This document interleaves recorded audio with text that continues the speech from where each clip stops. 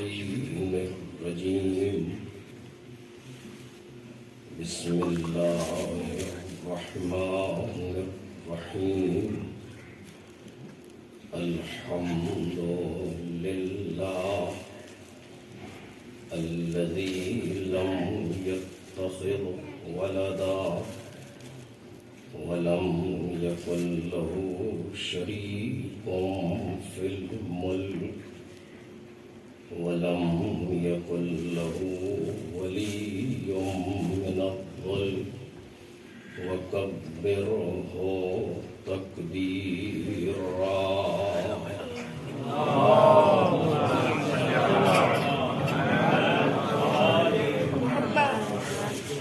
والصلاة والسلام والتحية والإكرام على سيد الأنام العبد المرتضى والنبي المجتبى والرسول المصطفى وآله الأطيبين الأطهرين الأكرمين المعصومين المظلومين الذين أذهب الله عنهم الرجس وطهرهم تطهيرا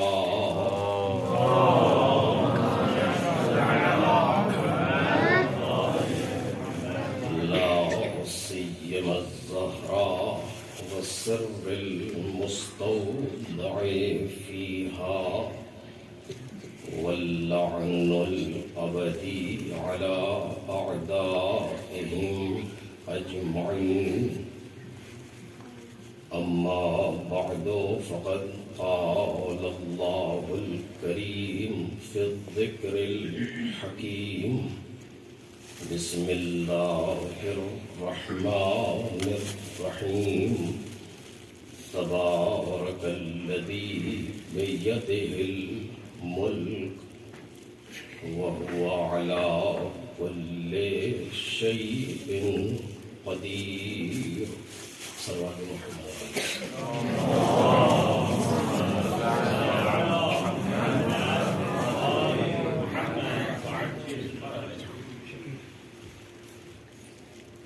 بزرگان محترم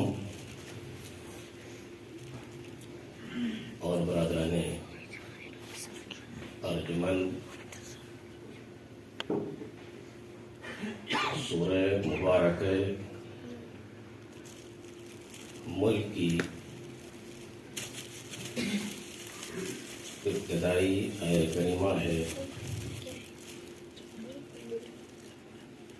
کہ جس سے گفتگو کا آغاز ہو رہا ہے۔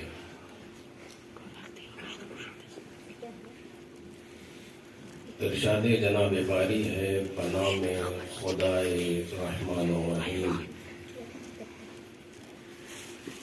بابرکت ہے وہ جس کے ہاتھ میں ملک ہے، اور وہ ہر شے پر قدرت رکھنے والا ہے، جس نے موت اور حیات کو خلق کیا تاکہ تمہیں آزمائے کہ تم میں کون بہتر ہے عمل کے اعتبار سے، اور وہ عزیز ہے اور غفور ہے۔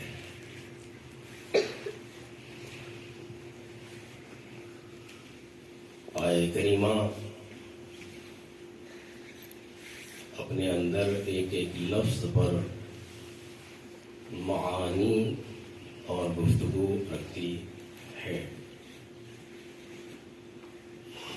اور اس پر گفتگو ہوتی بھی رہتی ہے۔ چونکہ ایصال ثواب کے لیے یہ مجلس ہے، لہذا مناسب سمجھا گیا کہ اسی اعتبار سے تھوڑی سی گفتگو ہو۔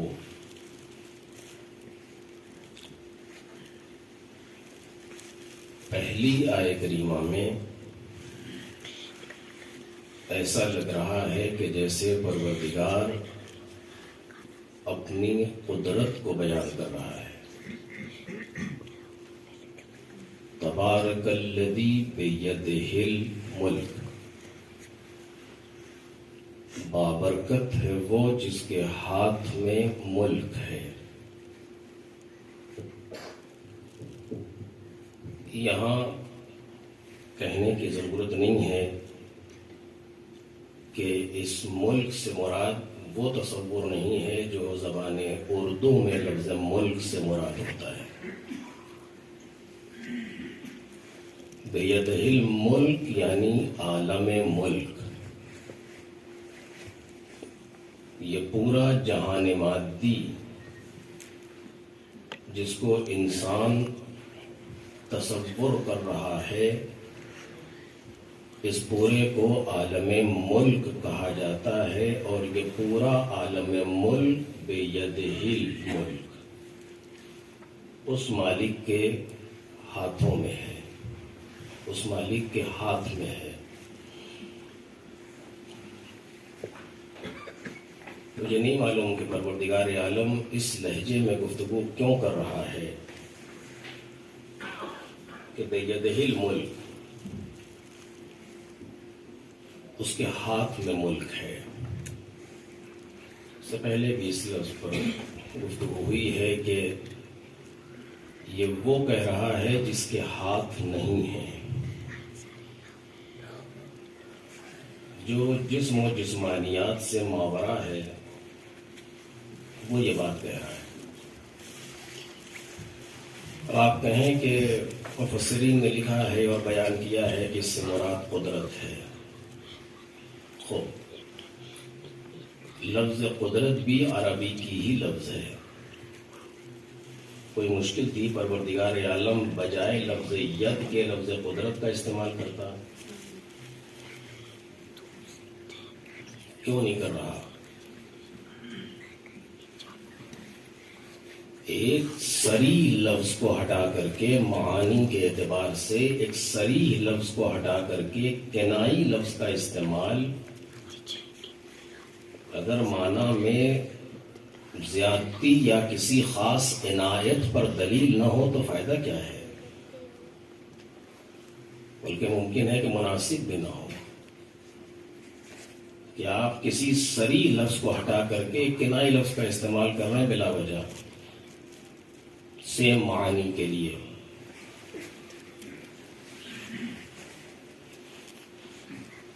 ادبا اور بلغاء پر یہ گراں ہے، ایسا کیوں کیا جا رہا ہے کہ جب ایک صریح لفظ موجود ہے اور بات آسانی سے کہی جا سکتی ہے، وہی معنی دے رہی ہے، تو آپ کیوں لفظ کنائی استعمال کر رہے ہیں؟ پروردگار عالم یہاں پر کنائی لفظ استعمال کر رہا ہے، لفظ صریح کا استعمال نہیں کر رہا ہے۔ کیوں؟ مجھے نہیں معلوم۔ آپ محض علم ہے، انسان یہاں پر تحقیق کرے اور ایک نتیجے تک پہنچے کہ بالآخر کیوں ہوا اس طریقے سے کہ پروردگار عالم نے اس لفظ ید کا استعمال کیوں کیا۔ لفظ قدرت کو ہٹا کر کے اگر یہ کہا جائے کہ یہ قدرت ہی کے معنی میں ہے، اور ترجمہ کرتے وقت اس لفظ کو لکھا جائے کہ بابرکت ہے وہ جس کی قدرت میں ملک ہے، البتہ بعض علماء نے یہ احتیاط کی ہے اور کہا ہے اس چیز کے لیے کہ قرآن مجید اگر کسی جگہ پر صراحت سے گفتگو کر رہا ہے تو ترجمے میں صراحت ہو، اگر کنائے میں گفتگو کی جا رہی ہو ترجمہ بھی کنائے کے ساتھ کیا جائے، ورنہ تو معانی جو پروردگار عالم القاء کرنا چاہتا ہے وہ اگر ہم نے اسے صریح کر دیا تو پھر القاء نہیں ہو سکے گا وہ مطلب ترجمے میں، تاکہ ذہن میں وہ تصور آئے کہ آخر یہ لفظ کیوں ہے۔ لا تقربوا الصلاۃ وانتم سکارا، نماز نہ پڑھو اس عالم میں کہ مست ہو، غلط ہے۔ پروردگار عالم بھی یہ کہہ سکتا تھا کہ نماز نہ پڑھو اس حالت میں کہ مست ہو، وہ کہہ رہا ہے نماز کے قریب مت جاؤ، کیوں کہہ رہا ہے لا تقربوا الصلاۃ؟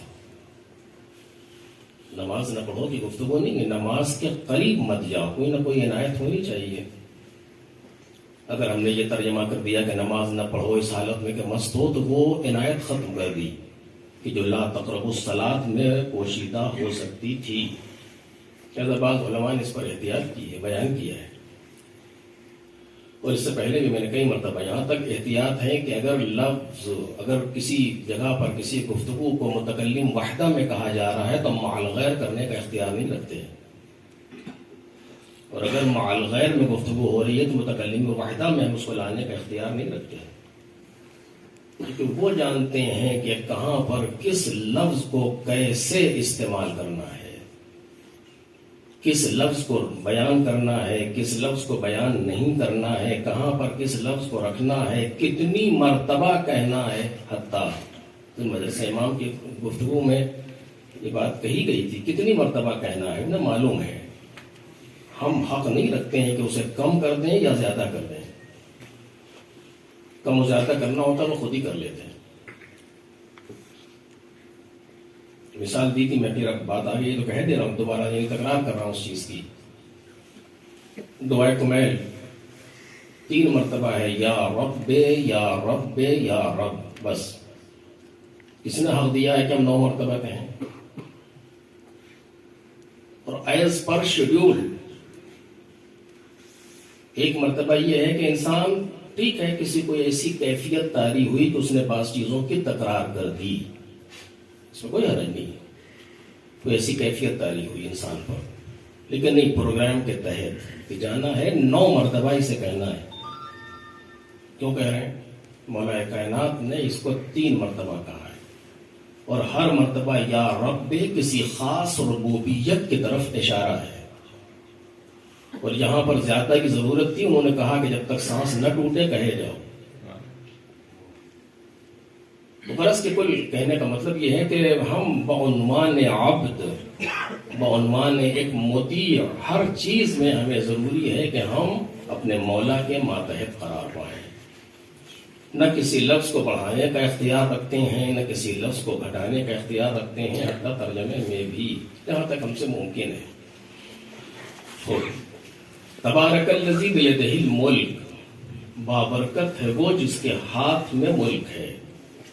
ہاتھ کیوں کہہ رہا ہے کہ جس کے ہاتھ میں ملک ہے؟ خود ایک گفتگو ہے، مجھے نہیں معلوم، اس پر آپ بہرحال آپ اس پر گفتگو کریں اور دیکھیں، لیکن ممکن ہے کہ بعض اوقات ایسا ہو کہ چیز قدرت میں ہو لیکن انسان کے لیے تصرف میں کوئی مانع ہو۔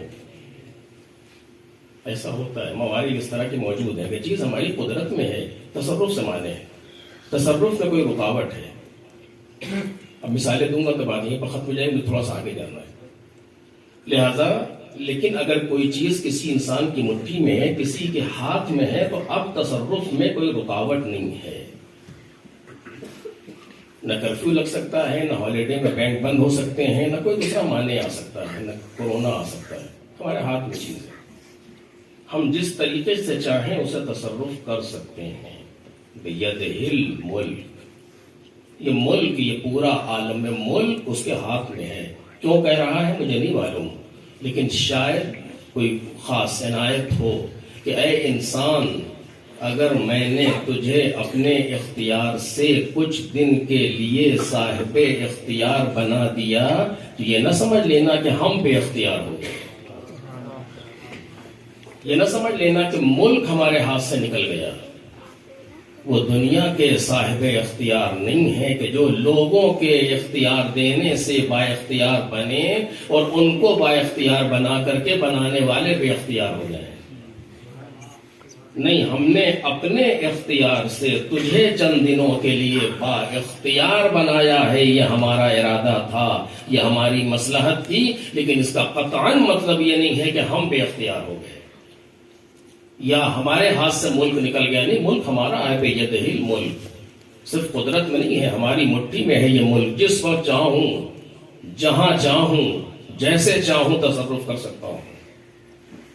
کوئی ایک بھی اس طرح کا نہیں ہے جو ہمارے تصرف میں کسی طرح کی رکاوٹ پیدا کر سکے یا ہمارے تصرف میں ذرہ برابر کوئی رخنہ اندازی کر سکے، سوال ہی نہیں پیدا ہوتا۔ اگر میں تصرف کرنے پر آ جاؤں تو ہم جانتے ہیں کہ ہمیں کس طریقے سے تصرف کرنا ہے، ہم خوب کر لیتے ہیں، ہمیں آتا ہے۔ اسی لیے بعض آپ دیکھیں حدیث قدسی میں یہ بات کہی گئی کہ ابن آدم اطعنی فیما امرتک ولا تعلمنی ما یصلح، اے آدم کی اولاد، جس کا میں نے حکم دیا ہے اس کو انجام دے۔ یا ترجمے میں اگر تصرف کروں کہ مجھے نہ سمجھا کہ تیری مصلحت میں کیا ہے۔ ہم خوب جانتے ہیں کہ کب تیری مصلحت میں کیا ہے اور کیا نہیں ہے، کب تجھے دینا ہے کب نہیں دینا ہے، یہ ہمیں معلوم ہے۔ تو مجھے نہیں سمجھا، مجھے نہ بتا کہ تجھے کب کیا چاہیے، تو صرف وہ کر جو میں نے حکم دیا ہے۔ اور اب یہاں سے میں پھر بار بار اس بات کو نہیں کہنا چاہتا کہ ہمارے سامنے جب طالب علم حوضے کے اندر قدم رکھتا ہے تو ہم اس کو اتنا زیادہ ٹارگیٹ اور گول اور چیز اس طرح کی چیزیں سکھا دیتے ہیں کہ وہ اپنے حال سے غافل ہو جاتا ہے، اور ساری اس کی توجہ اس مستقبل پر ہوتی ہے جہاں پتہ نہیں پہنچے گا یا نہیں پہنچے گا۔ تمہیں یہ کرنا ہے، تمہیں وہ کرنا ہے، تمہیں یہاں پہنچنا ہے، یہ تمہارا ٹارگیٹ ہونا چاہیے، یہ تمہارا گول ہونا چاہیے، یہ تمہارا مقصد، اور نہ جانے کیا کیا چیزیں۔ اتنا زیادہ اس کو ان چیزوں میں لگا دیا جاتا ہے کہ ابھی کچھ شروع کیے بغیر وہ فوراً سوشل میڈیا سے وابستہ ہو جاتا ہے۔ اور ہمارے کچھ نااہل بزرگ مجھ جیسے ان مخلص اور خالص آنے والے طالب علموں کی راہوں کو گمراہ کر دیتے ہیں، ان کو راہوں سے ہٹا دیتے ہیں۔ تمہیں یہ کرنا چاہیے، تمہیں وہ کرنا چاہیے، تمہیں سماجی ہونا چاہیے، تمہیں اجتماعی ہونا چاہیے، تمہیں کچھ نہیں ہونا چاہیے سوائے طالب علم کے۔ سبحان اللہ، سبحان اللہ، کیا بات، سبحان اللہ، سبحان۔ ابھی ذرا سا 2-4 کتابیں پڑھی، فوراً توجہ ممبر پہ آ جائیں۔ سبحان اللہ، خیریت، کیا بات۔ ہندوستان میں جا کر کے میں یہ کرنا ہوگا، جو جا کر کے کرنا ہے آپ کو اس کی فکر ہے، جو رہ کر کے کرنا اس کی فکر ہے۔ سبحان اللہ، سبحان اللہ، سلامات پڑھیں محمد۔ سبحان اللہ، سبحان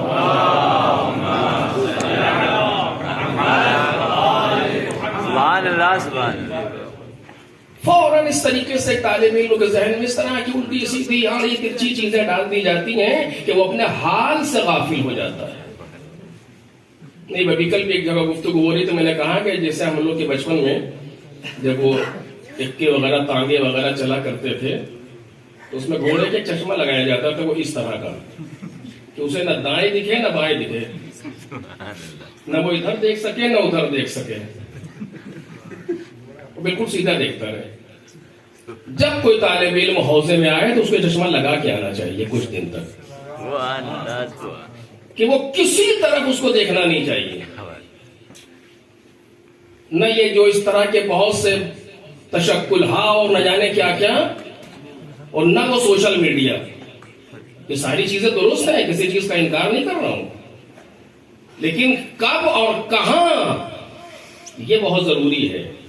شناخت زمان و مکان اس کے بغیر نہیں ہو سکتا کہ ہم نے قدم رکھا فوراً، ہم دیکھ چکے ہیں، آپ نے بھی دیکھا ہوگا حوضے کے اندر کتنے اس طرح کے لوگ ہیں کہ جن کی صلاحیتوں کو ہم نے اپنے ہاتھوں سے برباد کر دیا۔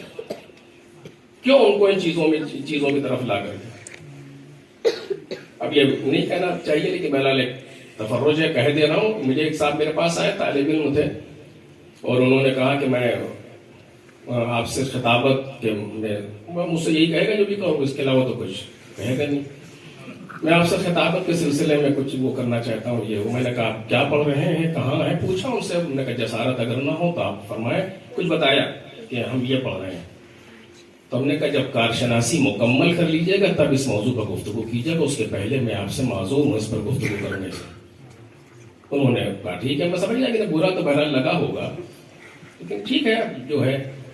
میں ہندوستان میں تھا تو ان کا پھر فون آیا کہ آپ نے یہ بات کہی تھی، میں نے کارشناسی مکمل کر لی ہے، اب بتائیے کیا کریں۔ یعنی ایک حد تک پہلے ہماری بنیادیں مضبوط و کارشناسی بحث نہیں ہے کہ ہم یہ کہیں کہ ہم اس میں سند میں اور اس میں اس نظام جدید کے اس چیز نہیں، یہ بحث نہیں ہے ہماری۔ ایک حد تک پہلے اس طالب علم کی بنیادیں مضبوط ہوں، اس کے بعد یہ جس میدان میں قدم رکھے گا کامیاب ہوگا۔ سبحان اللہ سبحان اللہ. اور اگر بنیادیں کمزور رہ گئیں تو جس میدان میں قدم رکھے گا تعمیر سے زیادہ تخریب کرے گا. سبحان اللہ سبحان اللہ. ہم دیکھ رہے ہیں اور آپ بھی دیکھ رہے ہیں. اب بنیادیں چاہے وہ تعلیمی بنیادیں ہوں یا تربیتی بنیادیں ہوں. میں نے کچھ دن پہلے گفتگو کی تھی، اس ایک صاحب نے اس پہ قلت بھی کیا، لیکن وہ تعلیمی بنیاد ہو یا تربیتی بنیاد ہو، صرف اگر تعلیمی بنیاد قوی ہو گئی اور تربیتی بنیاد قوی نہیں ہوئی تو ممکن ہے کہ خراب کاری زیادہ ہو سکے اس انسان سے. اور آپ دیکھ رہے ہیں آج اس طرح سے ہو رہا ہے. یہ میں نے مجھے اس پر بحث نہیں کرنا، کبھی اور انشاءاللہ. یہ سال ثواب کی مجلس ہے تو عرض کر رہا تھا کہ بیدہ الملک، یہ نہ سمجھ لینا کہ تمہیں کچھ دن کے لیے ہم نے تمہیں اختیار دے دیا ہے تو ہم بے اختیار ہو گئے. نہیں، مجھے نہیں سمجھا کہ تجھے کیا کرنا ہے. میں پھر رکوں گا اس جگہ پر، کیا کیسے کہوں، کیسے آگے بڑھوں. اسی جگہ پر کچھ ایسے طالب علم سے آپ نے بھی دیکھا ہوگا، میں نے بھی دیکھا ہے، یہاں بھی ہے باہر بھی ہے، ڈپریشن کا شکار ہے. کریں گے کیا مستقبل میں؟ بیٹھے سوچ رہے ہیں پریشان، خیریت کیا ہوا، بیماری کچھ کرے کچھ نہیں. سوچ رہا ہوں کیا کریں گے ہم یہ کریں اس طرح سے. کس چیز کی کمی ہے؟ یہ مشکل کہاں ہے؟ یہ کہاں مشکل ہے اس چیز میں؟ ہم کیا کریں گے؟ آپ ذمہ دار ہیں کہ آپ کیا کریں گے؟ سبحان اللہ سبحان. ہماری ذمہ داری ہے کہ ہم کل کیا کریں گے، یا کسی اور کی ذمہ داری ہے کہ وہ ہم سے کیا کام لے گا؟ سبحان اللہ سبحان اللہ. کیا بات. اللہ اعلم حیث یجعل رسالتہ. سبحان اللہ. وہ کسی اور کی ذمہ داری ہے کہ وہ ہم سے کل کا کیا کام لے گا. ہماری ذمہ داری یہ ہے کہ آج ہم مثلا حوضے میں ہیں تو ہمیں کیا کرنا ہے، کل کیا ہوگا وہ خوب جانتا ہے. اسے کس انسان سے کیا کام لینا ہے. جب وہ اپنا کام لینے پر آتا ہے تو فرعون کی گود میں موسیٰ کو پلوا دے. سبحان اللہ سبحان اللہ. کیا بات. سبحان اللہ سبحان اللہ. کیا بات.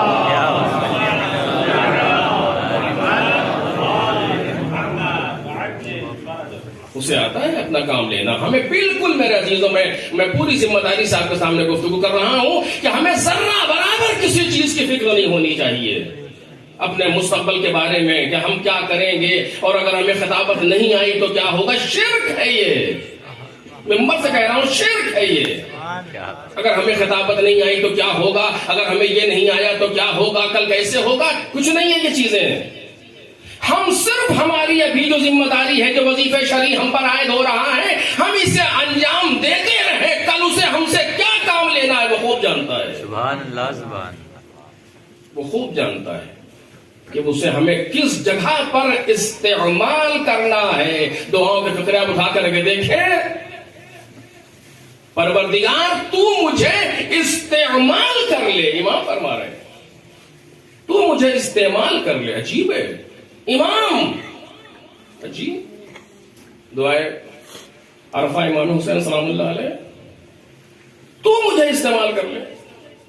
کیا مطلب ہے اس چیز کا؟ کہ تمہیں فکر نہیں ہونی چاہیے کہ تمہیں کیا کرنا ہے، وہ خود تم سے کام لے لے گا جو اسے لینا ہوگا. تم اپنے جس جگہ پر موجود ہو، جو وظیفہ محسوس کر رہے ہو، اپنا ابھی جو وظیفہ محسوس کر رہے ہو اس پر عمل کرو. مستقبل میں کیا ہوگا پروردگار خوب جانتا ہے. بیدہ الملک وہو علی کل شیء قدیر. وہ ہر شے پر قدرت رکھنے والا ہے. اس کے بعد گفتگو ذرا سے گریز ہے. الذی خلق الموت والحیات. کیا مطلب؟ اپنے قدرت کاملہ کے بعد الذی خلق الموت والحیات. نہیں معلوم کس طریقے سے پروردگار عالم نے اس آیت سے اس آیت کا ارتباط پیدا کیا. ایسا لگ رہا ہے جیسے اپنی قدرت کاملہ کی کوئی مثال بیان کرنا چاہتا ہے. الذی خلق الموت والحیات. اس پر گفتگو ابھی نہیں کروں گا آپ کے سامنے. وہ بیدہ الملک، اس کے ہاتھ میں ملک ہے. مجھے نہیں معلوم کیا ہے، بس ذرا سا 2 لفظ یہاں پر رکوں گا اور بس بات اپنی آخری منزل پر. کہ 2 چیزیں پروردگار عالم نے اسی لفظ کے ذریعے سے قرآن مجید میں بیان کی، اور اس لفظ کا تذکرہ بہت پہلے سے پروردگار عالم نے کیا. بزم ملکوتی میں اعلان کیا. اور آواز بھی سنو، اے میرے ملائکہ سنو، انی خالق بشرا من طین فاذا سویته ونفخت فیہ من روحی فقعوا له ساجدین. میں مٹی سے ایک بشر بنانے والا ہوں. ترجمے کی ضرورت نہیں ہے آپ حضرات کے سامنے، لیکن چونکہ یہ پتہ ہی چلتا ہے کہ کون گفتگو کس جگہ کے لیے کی جا رہی ہے. آپ کمرے میں گفتگو کر رہے ہیں تو یہ ضروری نہیں کہ 10 لوگوں کے لیے کر رہے ہیں. پتہ نہیں کہاں سے بات وہاں سے کلپ آتی ہے، کچھ سمجھی میں نہیں آتا. ہو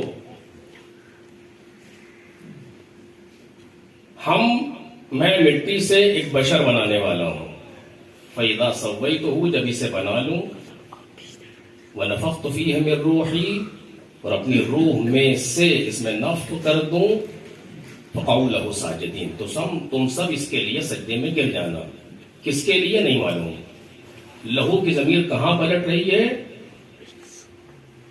بہت سی چیزیں سامنے آتی ہیں اس لہو کی ضمیر پر. فَقَعُوا لَهُ سَاجِدِينَ. قرآن مجید نے منظر کشی کی کہ جب پروردگار عالم نے بنا لیا جناب آدم کو اور اپنی روحوں میں سے اس میں پھونک دیا، یا جو بھی آپ اس کا ترجمہ کریں مجھے اس سے بحث نہیں ہے، تو منظر کشی کرتا ہے کہ فَسَجَدَ الْمَلَائِكَةُ كُلُّهُمْ أَجْمَعُونَ، سارے کے سارے ملائکہ سجدے میں گر گئے، الا ابلیس ابا واستکبر وکان من الکافرین. اس نے تکبر کیا، استکبار کیا اور وہ کافروں میں سے ہو گیا. یہاں تک قرآن مجید نے پورا واقعہ بیان کیا. مجھے اس سے بحث نہیں کی، لیکن صرف ارتباط دینا چاہتا تھا. جب یہ پورا واقعہ ہو گیا تو پروردگار عالم نے جناب ابلیس سے گفتگو فرمائی اور کہا یا ابلیس. عجب، اس کے معنی یا اللہ کے علاوہ بھی یا کہیں استعمال ہوتا ہے. یا ابلیس ما منعک ان تسجد لما خلقت بیدی، تجھے کس چیز نے روکا سجدہ کرنے سے جس کو میں نے اپنے دونوں ہاتھوں سے بنایا تھا. عجب، ابھی ہم ایک ہاتھ میں پھنسے ہوئے تھے، وہاں پر پروردگار کہہ رہا جس کو میں نے اپنے دونوں ہاتھوں سے بنایا تھا. ما منعک ان تسجد لما خلقت بیدی. عجیب ہے نا؟ نہیں کہہ رہا کہ ما منعک ان تسجد لما خلقت بقدرتی، نہیں، لما خلقت بیدی، تجھے کس چیز نے روکا سجدہ کرنے سے جس کو میں نے اپنے دونوں ہاتھوں سے بنایا تھا. تو یہ نہیں کہتا ہے کہ میں تیرے سامنے سجدہ کر چکا ہوں اب اس کے سامنے کیسے کروں. نہیں کہتا انا خیر من، میں اس سے بہتر ہوں. اچھا، دلیل خلقتنی من نار وخلقتہ من طین. اب یہ اس حال کا ڈیزائن ایسا ہے کہ نہیں سمجھ میں آتا کیا کہوں کہ آگے آئیے کہ پیچھے جائیے تاکہ یہ آنے کا راستہ خالی ہو. لیکن بالآخر اب یا تو آگے بڑھ جائیے، پیچھے تو میں جسارت نہیں کر سکتا. لہٰذا اگر مناسب ہو تو یہ 3 ٹانگ والوں کے آگے بھی آیا جا سکتا ہے.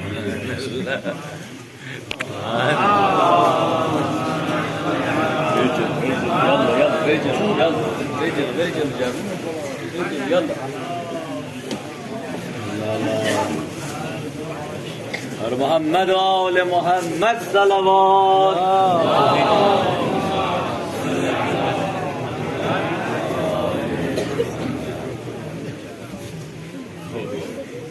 ایک اور صلوات پڑھ دیں جلدی سے.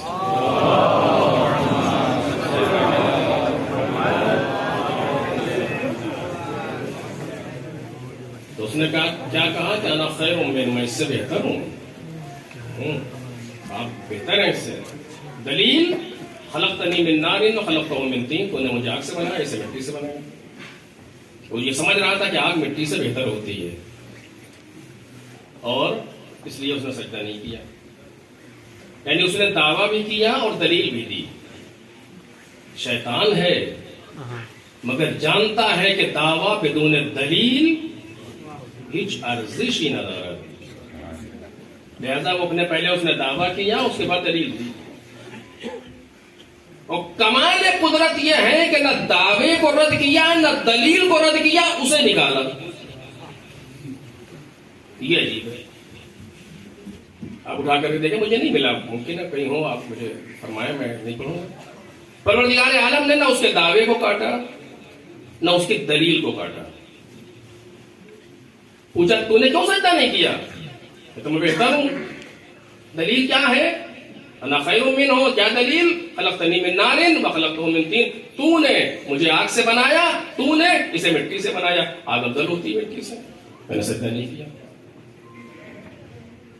نہ پروردگار عالم یہ کہتا ہے کہ آگ مٹی سے بہتر نہیں ہوتی، نہ پروردگار عالم یہ کہتا ہے کہ تو آگ سے نہیں، یہ مٹی سے نہیں، اسی چیز کا انکار نہیں کیا۔ فاخرج منہا فإنک رجیم، نکل جا تو راندہ درگاہ ہے، وإن علیک لعنتی الی یوم الدین، یوم الدین تک کے لیے تجھ پر میری لعنت ہے۔ مالک نکال دے، کوئی حرج نہیں ہے، تیری بارگاہ ہے، لیکن کم از کم بتا تو دے، بتا تو دے کہ کیوں نکال رہا ہے۔ اس لیے تو بیچارے نے صحیح کہا ہے کہ ہم آگ سے ہیں، یہ مٹی سے ہے، اور آگ مٹی سے بہتر ہے۔ کیوں کیسے جھک جائے کوئی افضل کسی مفضول کے سامنے، کیسے جھک جائے؟ لیکن نہیں کہا پروردگار عالم نے، کچھ نہیں کہا، اور نکال دیا۔ اور کمال یہ ہے کہ وہ بھی چپ چاپ نکل بھی گیا۔ جو ابھی پروردگار کے سامنے سرتابی کر رہا تھا اور دلیل دے رہا تھا اور دعویٰ کر رہا تھا، اور جب نکالا گیا تو کچھ نہیں بولا کہ جواب تو دے، نہیں بولا۔ اس کے معنی یہ ہے کچھ انڈرسٹوڈ ہے دونوں کے بیچ میں، کچھ سمجھ رہا ہے کہ ہاں جہاں سے میں کرنا چاہ رہا تھا وہیں پر کوئی بات ہے۔ بہرحال مجھ پہ ایک بحث ہے اور اس پر ابھی گفتگو نہیں کرنا، میں صرف اپنے لفظ پر رکنا چاہتا ہوں۔ پروردگار عالم نے آواز دی کہ سنو، میں نے کیا کہا تھا کہ ما منعک ان تسجد لما خلقت بیدی، تجھے کس چیز نے روکا سجدہ کرنے سے جس کو میں نے اپنے دونوں ہاتھوں سے بنایا تھا؟ مجھے نہیں معلوم، شاید سارا زور انہی دونوں ہاتھوں پر ہے، جس کو میں نے اپنے دونوں ہاتھوں سے بنایا تھا۔ نہ قدرت کہتا ہے، نہ طاقت کہتا ہے، نہ مشیت کہتا ہے، نہ ارادہ کہتا ہے، کچھ نہیں کہتا، جس کو میں نے اپنے دونوں ہاتھوں سے بنایا تھا۔ تجھے کس نے روکا سجدہ کرنے سے؟ پھر اس نے پوری بات ہے، وہ ایک دوسری بات بھی یہاں پر ہے، لیکن اب مجھے اس سے کوئی بحث نہیں ہے۔ تو یہ دو ہاتھ کیا چیز ہے آخر؟ اب اگر ہم ترجمے میں کہتے ہیں کہ تجھے کس چیز نے روکا سجدہ کرنے سے جس کو میں نے اپنی قدرت سے بنایا تھا، بات ختم ہو جائے گی، وہ ساری چیزیں سامنے آنی سے رہیں گی۔ اسی لیے کہہ رہا ہوں کہ صریح کا ترجمہ، صریح کنایہ کا ترجمہ کنایہ لفظوں میں، تاکہ وہ بات سامنے آئے جو اس کے پیچھے ہو سکتی ہے۔ علماء اسے بیان کریں گے، ہم اسے پوچھیں گے، تبھی تو پوچھیں گے جب پتہ چلے گا کچھ کیا ہوا کیا۔ ما منعک ان تسجد لما خلقت بیدی، یہ دونوں ہاتھ کیا چیز ہے؟ مجھے نہیں معلوم کیا چیز ہے۔ قرآن مجید میں کہیں پر بیان ہوا کہ یہ دونوں ہاتھ کیا ہیں، کیونکہ قرآن مجید وہ کتاب ہے کہ یفسر بعضہ بعضا، قرآن کا کچھ قرآن کے کچھ کی تفسیر کرتا ہے۔ اسی لیے جس کو سب کچھ نہ پتا ہو وہ کچھ ہو سکتا ہے، مفسر نہیں ہو سکتا۔ تفسیر و مفسر وہی ہو سکتا ہے، تفسیر کا دعویٰ وہی کر سکتا ہے، مفسر وہی ہو سکتا ہے جو سب کچھ جانتا ہو قرآن مجید کا، کم از کم اپنے حد میں، اپنے سعہ وجودی کے اعتبار سے۔ ورنہ سب کچھ تو جاننے والے صرف 14 ہی ہیں جو قرآن کا سب کچھ جانتے ہیں، 15واں تو پہلے ہی نہیں ہوا ان میں کا ابھی تک کہ جو قرآن مجید کا سب کچھ جانتا ہو، لیکن بالآخر اپنے سعہ وجودی کے اعتبار سے بالنسبہ جو قرآن مجید کا سب کچھ جانتا ہو تفسیر کریں۔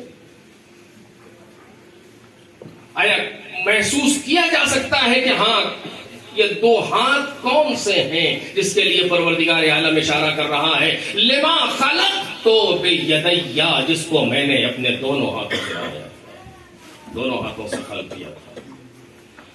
مجھے نہیں معلوم، بالآخر آپ اسے دیکھیں گے۔ میں صرف 2 آیتیں پڑھ رہا ہوں آپ کے سامنے، نتیجہ میں نکال بھی نہیں سکتا، نہ اس حد میں ہوں، میں صرف 2 آیتیں آپ کے سامنے پڑھ رہا ہوں، اس سے شاید کچھ چیز ہمیں اشعار کے طور پر نظر آ جائے اور اس پر پھر ہم علماء سے دریافت کریں اور ان سے نصیحت حاصل کریں۔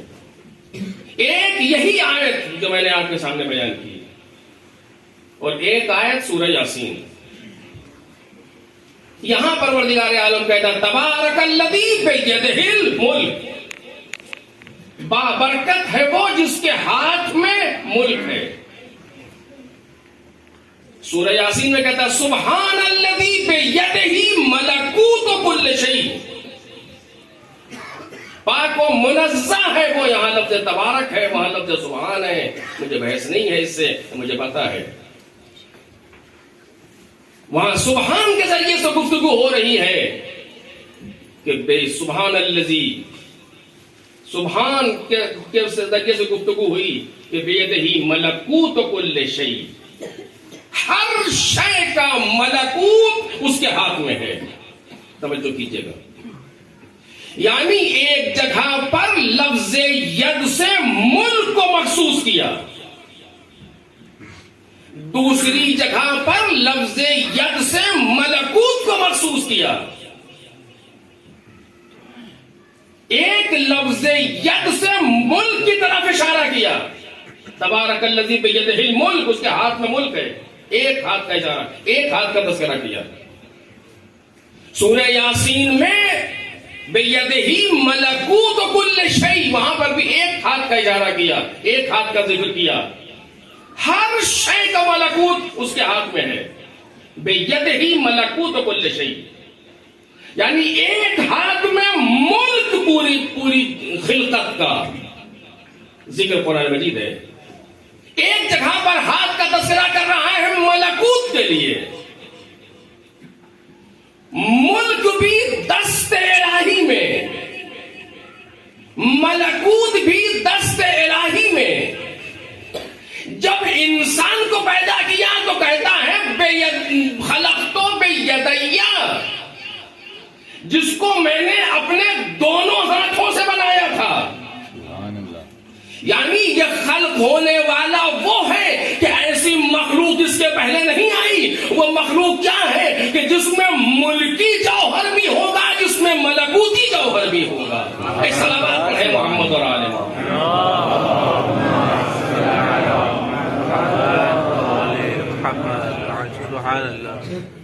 کیونکہ فرشتہ ملک کی مخلوق نہیں ہے, عالم ملکی, عالم ملکوت کی مخلوق. وہاں پر عقل ہی عقل ہے, جسم نہیں پایا جاتا. حیوان کے یہاں عقل نہیں ہے, صرف جسم ہے, صرف خواہشات ہیں. ایک انسان ایسی مخلوق ہے جو دونوں کو ساتھ میں لے کر کے چل رہا ہے. جناب امیر بیان کے بقول علیہ الصلوۃ والسلام کہ رکب فی الانسان کلتیہما, پروردگار عالم نے دونوں چیزوں کو انسان کے اندر مرکب کر دیا, ایک جوہر ملکی اور ایک جوہر ملکوتی.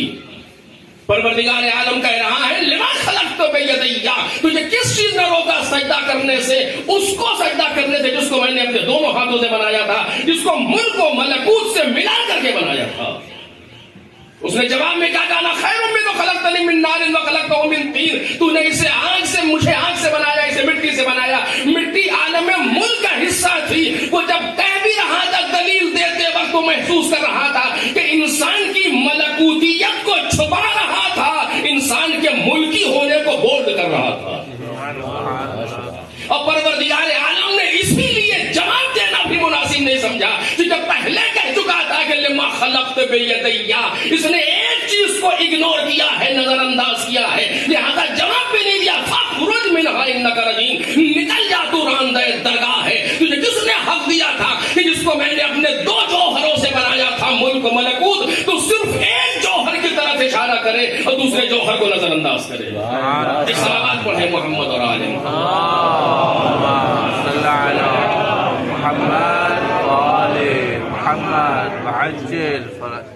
انسان کا جسم ملکی جوہر ہے, انسان کا نفس ملکوتی جوہر ہے. نفس و روح و عقل و قلب یہ سب ایک ہی چیز ہے جس کے مختلف نام ہیں.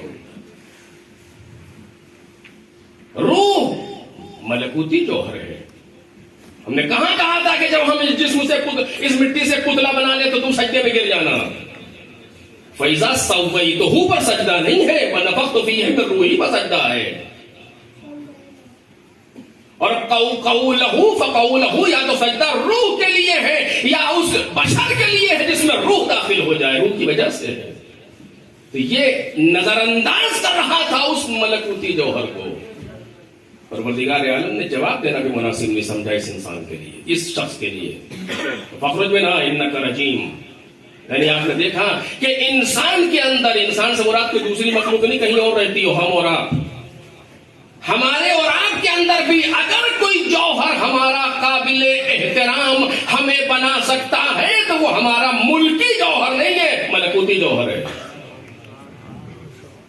اگر ہم مسجود ملائکہ قرار پائے ہیں تو اپنے ملکی جوہر کی وجہ سے نہیں قرار پائے. اسی لیے اس کائنات میں ملک کی جو چیزیں ہیں ان کا کوئی اعتبار نہیں ہے، نہ کوئی فضیلت انسان کے لیے اس کے ذریعے سے ہے. کالا ہے کہ گورا ہے، موٹا ہے کہ دبلا ہے، کیسا ہے، کوئی فرق نہیں پڑتا، کوئی فرق نہیں پڑتا. کتنے خوبصورت حسین و سفید پوست اور کیا اسی بات پر مرے جا رہے تھے کہ یہ سیاہ پوست غلام مؤذن رسول کیوں ہے. وہ جناب بلال کے ملکی جوہر کو دیکھ رہے تھے، پیغمبر جناب بلال کے ملکوتی جوہر کو دیکھ رہے تھے. صلوات پڑھ دے محمد اور آل محمد.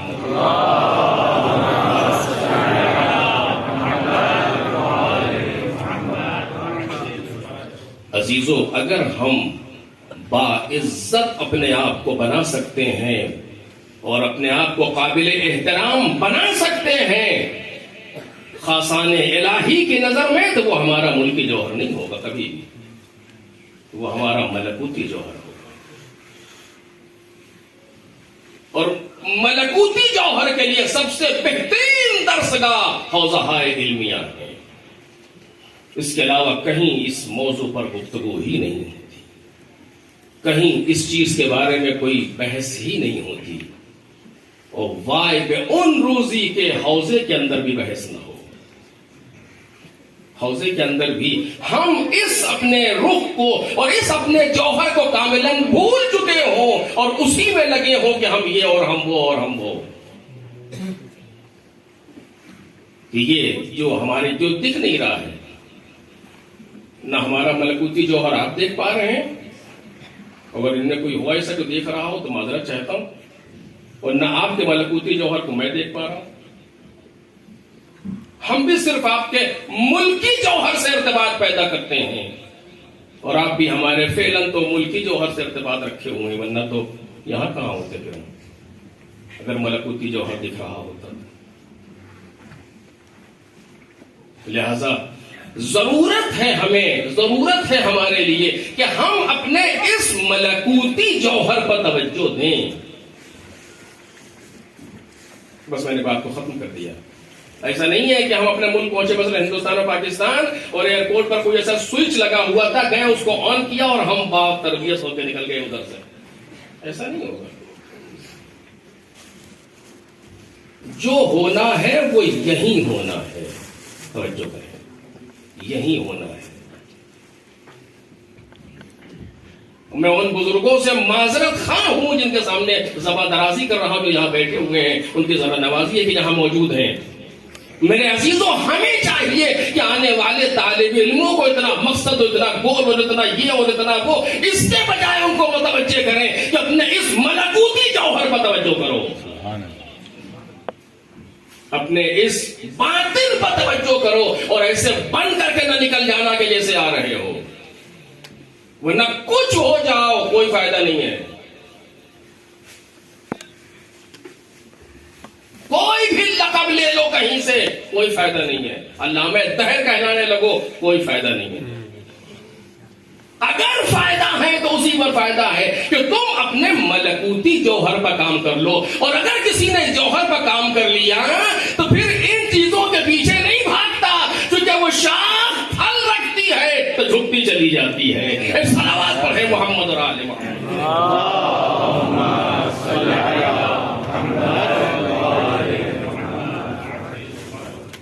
مجھ جیسے ہوتے ہیں بے ثمر کہ جو اکڑ کے کھڑے ہوتے ہیں، وہ لوگ ہیں جو اس کائنات میں حوضہائے علمیہ میں درسگاہ اہل بیت میں اپنے آپ کو پرثمر بنا لیتے ہیں. تو جس جگہ بھی قدم رکھتے ہیں یہی سمجھتے ہیں، جس پر بھی نظر پڑتی ہے یہی سمجھتے ہیں بقول امام رضا سلام اللہ علیہ کہ ہوا خیر منی. امام رضا سلام اللہ علیہ العاشر وما العاشر لا یتم عقل امرئ مسلم. کسی انسان کی عقل کامل نہیں ہو سکتی جب تک اس کے اندر یہ 10 صفتیں نہ پیدا ہو جائیں. 9 صفتیں ایک کے بعد ایک بیان کی، پھر کہتے ہیں والعاشر اما العاشر وما العاشر. وہ کون سی 10ویں صفت ہے؟ جس کو بھی دیکھتا ہے کہتا ہے ہوا خیر منی، یہ مجھ سے بہتر ہے. ظاہر سی بات ہے کہ یہ سوال تو قیل رکھے گا کہ جب تو یہاں تو سوال کیا جائے گا، اور سوال کرنے والے نے جب کیا سوال، امام نے جواب دیا. جس پر بھی نظر پڑتی ہے کہتا ہے یہ مجھ سے بہتر ہے. یہ مجھ سے بہتر کہنا اپنی جہالت کی دلیل نہیں بنتی ہے، بلکہ اپنے باثمر اور پرثمر ہونے کی دلیل بنتی ہے. سبحان اللہ سبحان. کہ جب شاخ پر ثمر ہو تو جھکتی چلی جاتی ہے، اتنا جھک جاتی ہے کہ جو دکھتا ہے اس کو بلند سمجھتی ہے اپنے آپ سے. اور اس وقت انسان اس قابل بن جاتا ہے کہ یقیناً اسے اہل بیت علیہم السلام گلے سے لگا دے. اس وقت ایسا ہوتا ہے. ورنہ تو آپ دیکھ لیجیے بعض ایسے ایسے فرعون، کیونکہ مجمع تقریباً خصوصی ہے، ایسے ایسے فرعون پائے جاتے ہیں ہمارے درمیان کہ قوم کے درمیان پہنچتا سمجھتا ہے سارے نوکر ہیں ہمارے چاروں طرف لگے ہوئے ہیں. گفتگو کا لہجہ دیکھیے، میں یہ کھاتا ہوں، میں وہ کرتا ہوں، ہیں کون آپ؟ سبحان اللہ سبحان اللہ. کیا بات ہے. سبحان اللہ سبحان. کوئی پلٹ کے ان سے پوچھے کہ ہو آر یو، ہیں کون آپ؟ میرے لیے یہ اور میرے لیے وہ، کون ہے آپ آخر؟ کوئی پوچھے یا نہ پوچھے لیکن وقت کا امام ضرور پوچھے گا. سبحان اللہ سبحان اللہ. تم کون تھے آخر کہ جا کر کے قوم کے گردن پر پیر رکھ کر کے کھڑے ہو رہے تھے؟ تم کو تو یہ ہونا چاہیے تھا کہ جب کہیں پہنچو تو اتنا زیادہ جھک جاؤ کہ تمہاری تواضع سے وہ شرمندہ ہونے لگے. سبحان اللہ. ہونا تو یہ چاہیے تھا، کیونکہ تم اس کے شاگرد ہو کہ جس کے لیے دشمن کہتا ہے کہ جب بھی داخل ہوتا تھا جعفر ابن محمد کے پاس، جعل لی مخدہ کلما دخلت علی جعفر ابن محمد. جب بھی میں انس انس کہتے ہیں، مالک کہتے ہیں کہ جب بھی میں جعفر ابن محمد کے پاس جاتا تھا خود تکیہ لا کے میرے لیے رکھتے تھے. کشتی جسے کہتے ہیں. کیا ہے یہ؟ ایسا نہیں ہے خدا نہ کرتا ان کے سامنے کچھ نہیں، بلکہ یہ پرثمر ہونے کی دلیل ہے. اتنا وزنی ہے یہ شاخ اور اس کا ثمر کہ تم کو وہ بعنوان مالک نہیں دیکھ رہا، تم کو وہ بعنوان مخلوق الہی دیکھ رہا.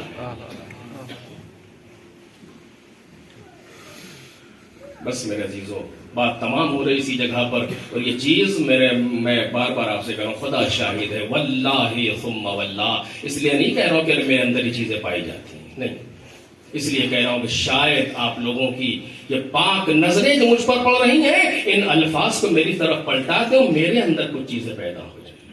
خدا شاہد ہے، خدا شاہد ہے. میں اسی لیے کہہ رہا ہوں کہ انسان جب ذرا سا کچھ بولنا آ گیا، مثلا اپنے لیے مثال دوں، اب دیکھیے مزاج دیکھیے، کوئی بھی ہنر ذرا سا پیدا ہو جائے پھر مزاج دیکھیے، میں نے یہ کیا، میں نے وہ کیا، میں نے وہ کیا، پتہ نہیں اتنا میں نے کہ وہ حد ہی نہیں ہوتی اس کی. وہاں وہ شخص ہے کہ جو میں نے اگر کہے بھی تو جا ہے کہ جہاں 3 دن کی بھوک ہو پیاس میں ایک تیر بھی حسین کے لگنے نہیں دیا، اور سامنے کھڑا ہوا سینے پر تیر روک رہا ہے. یہ تو کہہ سکتا تھا نا کہ میں نے تیروں کو روکا ہے، لیکن کہتا کیا ہے؟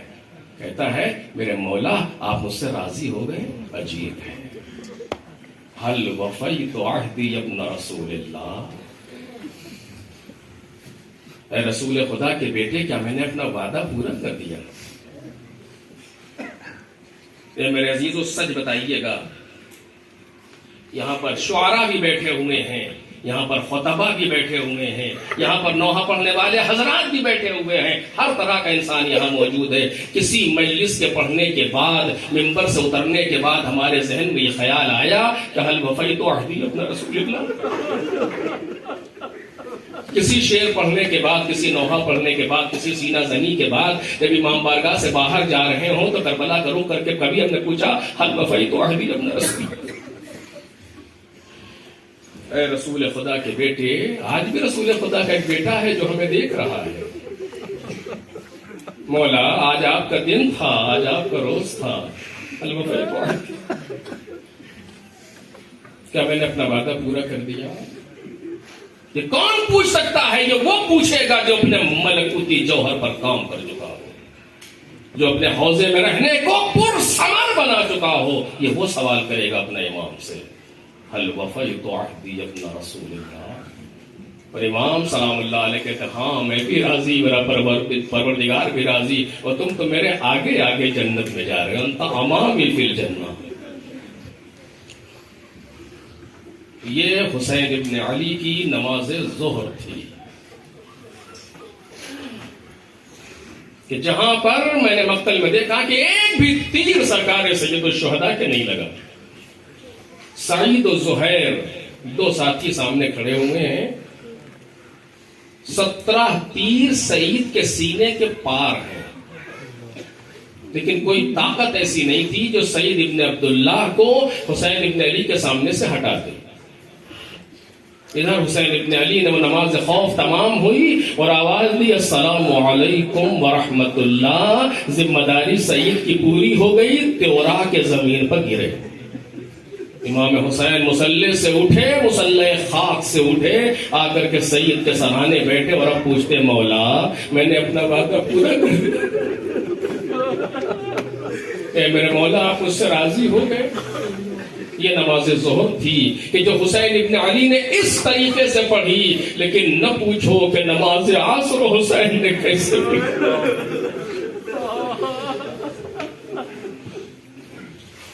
ایصال ثواب کی مجلس سے ایک بیٹے نے اپنے باپ کے ایصال ثواب کے لیے چہلم کے طور سے یہ مجلس رکھی ہے. ہمارا طریقہ یہی ہے کہ جب ہمارے یہاں کوئی گزر جاتا ہے تو ایسا نہیں ہے کہ ہم اپنے غم کو اس کے غم سے اندمال کرتے, نہیں, ہم اپنے غم کو یاد ہی نہیں کرتے ان کے غم کے آگے. ہم مجلس اپنے غم کے مرہم رکھنے کے لیے نہیں کرتے, ہم مجلس اس لیے کرتے کہ مولا ہم اپنا غم نہیں یاد کرنا چاہتے, آپ کا غم یاد کرنا چاہتے, آپ کا غم یاد کرنا چاہتے. نہ پوچھے کہ حسین ابن علی نماز عصر کیسے ادا کر رہے ہیں, کیا کر رہے ہیں, مجھے نہیں معلوم. وہاں ایک بھی تیر نہیں لگا, یہاں 4000 تیر انداز گودال قتل گاہ کا نشانہ لیے ہوئے. اور حسین ابن علی گھوڑے سے گر گئے, زمین گرم کربلا پر لیٹ گئے. کچھ دیر تو گھوڑے نے اٹھانا چاہا, لیکن اب حسین ابن علی کو اٹھنے کی طاقت نہیں, کیونکہ گھوڑے سے گر کے کھڑے ہوئے ہیں. جب تک کھڑا رہا گیا بیٹھے نہیں, جب تک بیٹھا رہا گیا لیٹے نہیں. جب لیٹ گئے زمین پر تو اب جب کوئی قریب آنا چاہتا ہے تو حسین ابن علی کا یہ وفادار گھوڑا اس پر حملہ کرتا ہے. لوگوں نے گھوڑے پر وار کرنا چاہا, تیر مارنا چاہا, وہ میرے ساتھ رکابوں کو بلند ہو گیا. ارے کیا کر رہے ہو, یہ رسول اللہ کی سواری.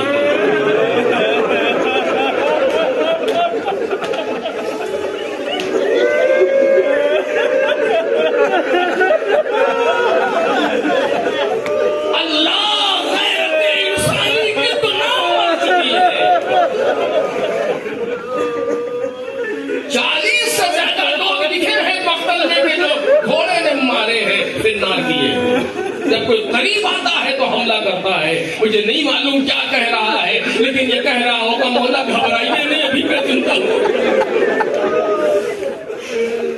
کہاں جاؤ, دیکھو یہ کیا کرتا ہے. فوج دور ہونا شروع ہوئی, گھوڑا امام حسین کے چاروں طرف گھومتا رہا. مجھے نہیں پتا کہ یہ کیا کر رہا تھا اس پہ بابا, لیکن شاید کہہ رہا ہو مولا اگر زہیر نہیں ہے تو دل چھوٹا نہ کرو, اگر سعید نہیں ہے تو مایوس نہ ہو. میں تیروں کو روک رہا ہوں, آپ اپنا وظیفہ. آخری منزل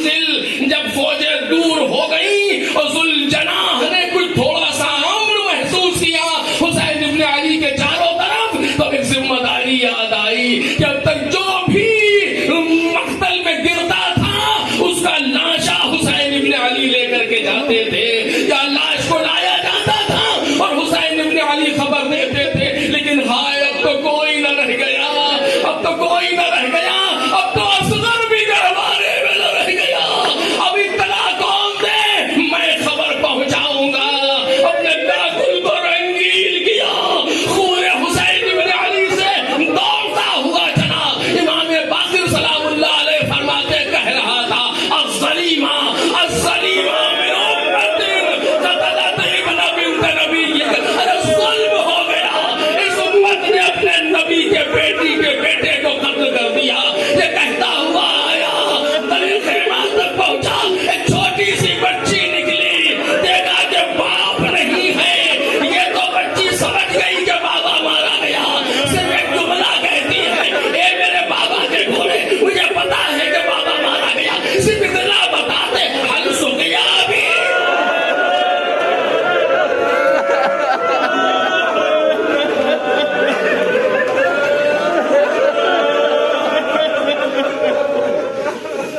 جناب زینب میدان میں آئی، کوئی بہن کو منظر نہ دیکھے جو جناب زینب کبریٰ نے دیکھا۔ 70 قدم کے فاصلے سے شمر کے خنجر کے وار، اشارہ کیا حسین ابن علی نے، بہنا پلٹ جاؤ، یہ اب تو معبود کی ملاقات کا وقت ہے۔ جناب زینب واپس ہوئی، ابھی خیمے میں تک پہنچی نہ تھی کہ زمین ہلنے لگی، آسمان سے خون برسنے لگا۔ جلدی جلدی جناب سید سجاد کے خیمے میں آئی۔ ہاں میرے عزیزوں، باپ کی مجلس ہے، سچ ہوتا ہے غربت میں یکم کو سہنا، لیکن آج ترقی کا زمانہ ہے، لمحے لمحے کی خبر ہوتی ہے۔ وہ جنازہ اٹھا، وہ گھر سے نکلا، وہ لے کر کے لوگ چلے، وہ قبر میں اتارا گیا، وہ دفن ہوا۔ جناب زینب جلدی سے آئی، میرے لاتے کو کیا قیامت آ گئی ہے، زمین ہل رہی ہے، روبی اماں خیمے کا پردہ اٹھائی ہے، بیٹھے بیٹھے دیکھا السلام علیکم یا ابا عبداللہ۔ ارے کہاں دیکھا بابا کو، لیسے طویل پر دیکھو، بابا کو بٹھاؤ۔